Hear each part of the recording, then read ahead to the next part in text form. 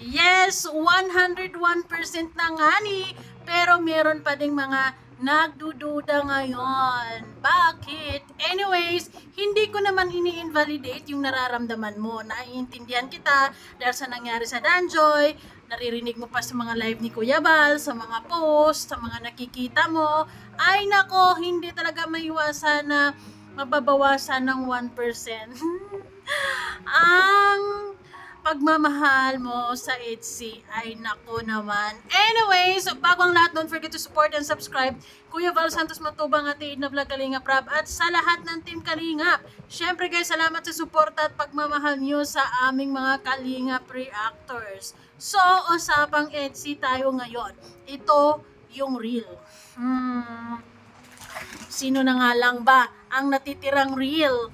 Dahil sa Big Tree, ay ikis na yung isa, so dalawa na lang ang natitirang real. Kaya naman, masasabi ko din na isusugal ko 101% ng ani dito sa Etsy para tuloy ang happiness, di ba? So, dito guys, magbibigay lamang tayo ng point of view or masasabi ko talaga na legit yung experience ni Kuya Sam Ashley, yung pinulong niya or yung shinare niya sa live niya dahil pinatutunayan ni Kalinga Pido with a big smile. Yes guys, ganyan ka-intense. And siguro, nag-flashback din siguro sa isipan ni Kalinga Pido kung ano man yung sinasabi ni Kuya Ashley na nakikita niya doon sa likod. Sa likod niya, okay? Sa loob ng sasakyan. Anyways, sa mga nangyayari ngayon, kailangan matanglawin ka. Kailangan siguro ngayon ay wag mo munang pagganahin yung isip mo kasi pag isip ang paggaganahin mo sa suporta mo sa Etsy, talagang baka mag 50-50 ka na. I mean 50-50 na yung suporta mo. 'Di ba? Hindi mo pa nga sure kung totoo ba or hindi. Talagang uurong ka na, urong sulong, di ba? Laban o bawi yung suporta mo sa Etsy kasi nga dahil sa mga nangyayari at sa mga naririnig mo. Pero dapat strong. Dapat matibay yung pagtitiwala at suporta mo sa Etsy. At syempre, umabot na nga ng part 81. Nako, hindi na yan basta-basta matitibag pa. Yes guys, at sa mga BTS, sa mga bulong, sa mga or like sa mga off-cam ganap, sa mga pinagagawa ni Kalinga Pido, yung efforts niya ay hindi gagawin yun ng isang lalaki kung wala lang. Yes guys. Yes guys. Tama ako. Totoo naman yan. So si Sam Ashley ang patunay ng Etsy is real. Sabi nga ni Kalinga Pido, wala na akong dapat sabihin sa inyo dahil sinabi na ni Kuya Sam Ashley. Sige. Ito yung live niya kagabi, guys. Nakita ko may vlog ni Kuya Sam. Natawa nga ako eh. Seryoso pa namang nag-share si Kuya Sam, Kalinga Pido. Live ni Kuya Sam, natawa ako kanina. Manood ko. Ano kaya yun? Diba? Salamat po.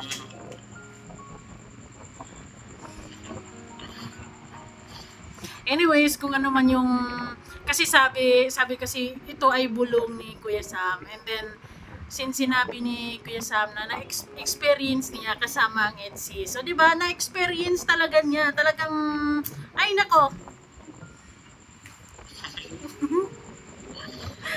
Tama ni Kuya Sam. Si Kuya Sam na magsakam. Hindi magsalita. Hindi na ako magsalita. Tala. Kuya Sam na magsalita. Ayan.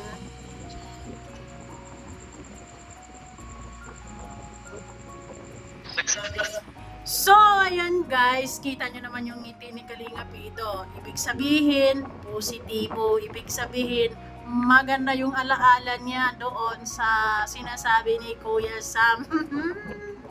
Ano kayang alaala na yun? Anyways, di bali na, di ba? Hindi na natin kailangan pang imbestigahan ng mas malalim pa sa kung anong sinasabi ni Kuya Sam. Basta positive, di ba? Basta positibo ang mga nangyayari doon.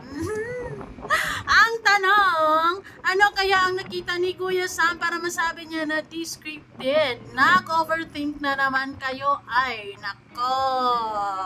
So, i-push natin tong sinasabi ni Kuya Sam Ashley para mas malinaw at para mas kapani-paniwala. Kasi sobrang sweet nila kasi sila ay scripted na lang ng time Kailangan niyang mag-shade para makapag-focus siya sa daan. Ay, grabe naman yan. na hindi ko na kasama mga kids eh. Hindi ako naniniwala kung kano ko din na lang lang.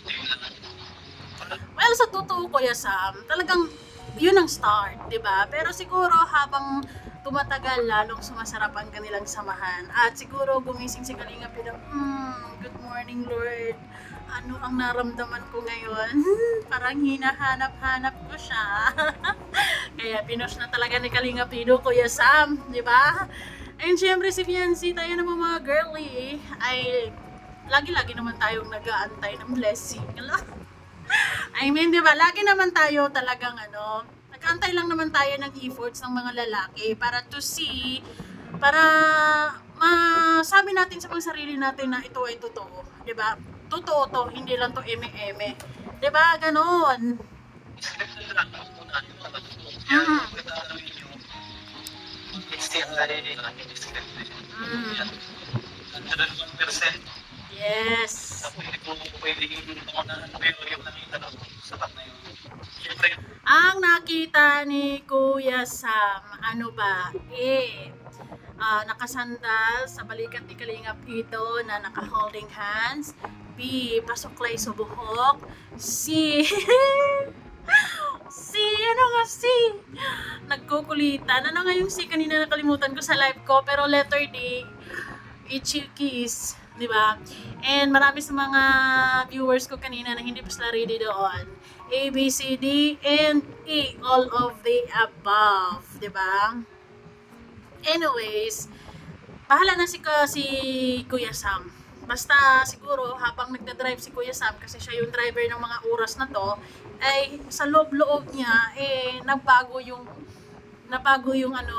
nabago yung tingin niya sa Etsena. Totoo na to. 'Di ba? At sa ngiti pa lang ni Kalinga Pido, sigurado positibo na talaga namang naalala niya. Ano yun? Ano yun? yung nakita nila ng mata ko, hindi siguro magsisinungaling. Ako yung kanilang piloto tapos i-bilance yan si Ma'am Esther. Kung nakita ng dalawa ko parang hindi scripted yun. Hindi talaga yun, Kuya Sam.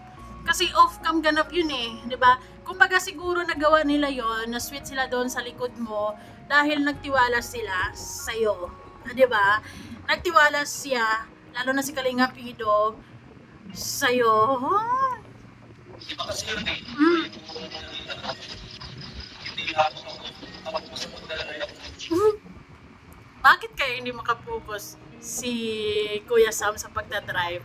Talagang masyadong na parang big deal sa akin talaga kung ano man ang nakikita niya. Siguro na-imagine example lang ha, nung mga yung mga driver ng taxi ng mga taxi, tapos may mga couple na sasakay ganon, tapos hindi maiwasan na itchukis doon sa loob or maglalambingan sa loob. Sana tatagan nyo pa yung loob nyo at eyes on the road lang lagi, di ba? Huwag kayong magpapapikto sa likod or sa bilang isang driver. Yun siguro nararamdaman ni Kuya Sam. Pero hindi ko sinasabi na nag-kiss. Malay natin kung ano man yun. Malay natin, nakaganon lang si Fiancé, tapos ganon-ganon si Kalinga Pido sa kanyang buhok, di ba? Or holding hands, ganon.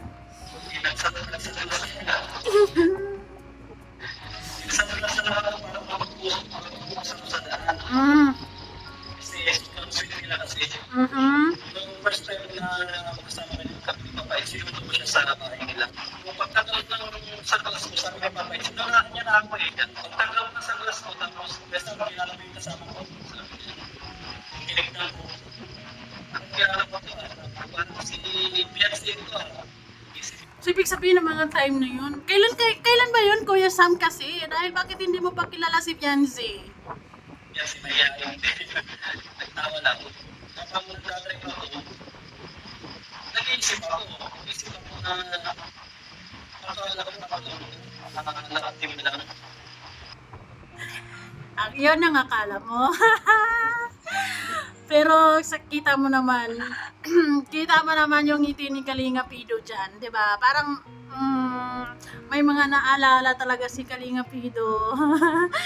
Hay nako, si Kuya Sam kasi, isa yan sa masasabi ko talaga na trusted talaga siya ni Kalinga Pido, na yung tipong kahit maging sweet man sila ni Beyonce and kasama niya si Kuya Sam, parang hindi delikado baga, or like hindi yan basta-basta makakalabas, di ba? For Kuya Sam's eyes only. Ganon. Exclusive. Anyways, guys, ganon. So, ako naman kasi, yung pagmamahal at suporta ko sa ITZY talaga, ay susuporta ka lamang, di ba? Magmamahal ka lamang, itudo mo na, di ba? Kaya nga, lagi naman nating sinasabi, watch at your own risk, di ba? And in order for you to really adapt na yung masaya yung panuorin ng love team at para maramdaman mo sila, dapat walang duda sa puso mo. Kasi kung lagi-lagi mong pinagdududahan yan, hindi mo ma-enjoy fully. Diba? So ako, sumugal ako. 101%. Ikaw ba? Matagal na actually tayong sumugal. Sa puntong ito na part 81 na, dapat hindi ka na nagdududa. Dapat fully nakadesisyon ka na 101% na ito na yung ipaglalaban ko kasi ito yung totoo. Dahil actually wala man masyadong sinasabi si Kalinga Pido on cam, pero kaya naman nasabi ng marami, libo-libong mga taga-suporta sa kanila na this is real, it's because of off-cam moments na hindi rin si Kalinga Pido, dahil hindi naman siya flashy, di ba? Kung baga, dahil din sa mga ibang kasamahan nila na sila na lang din yung nagbubulgar, or katulad ni Kuya Sam na siya na lang ikinukwento na lang sa kanya or sa atin, 'di ba? Mga bulong-bulong ganon. And swerte na lang tayo kung minsan man ay nakikita talaga natin dahil merong CCTV for real. So ayun guys, masasabi ko talaga ITZY is real, ITZY is love, and walang dapat ikatakot sa ITZY because sa ginagawa ni Kalinga Pido, he is giving us 101% na pagmamahal para kay Beyonce. Okay, thank you so much. Babu!